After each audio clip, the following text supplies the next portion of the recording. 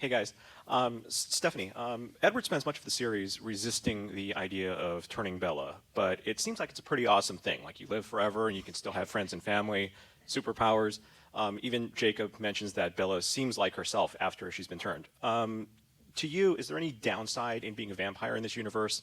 And also, what do you see vampirism as a metaphor for?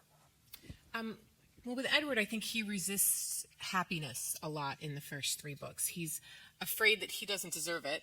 He's seen a few examples of people being turned into vampires and not being very happy with it.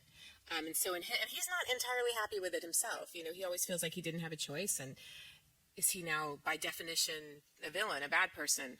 And he doesn't want Bella to feel that way. He doesn't know. I mean, in retrospect, it works great for her and she's perfectly happy. And if he'd known it would have gone so well, he probably would have not been so resistant. But for him, he's a very cautious person.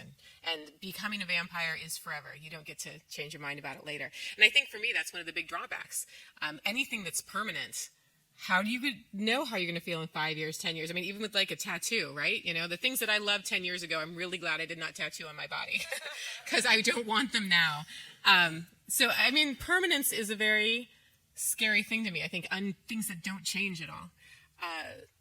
As a metaphor, I don't know, vampirism for me was a way to live in fantasy and kind of have superpowers, but not just in a really perfect, happy, oh, everything is great. It's superpowers with a cost. It's having to be the villain, and what do you do about that?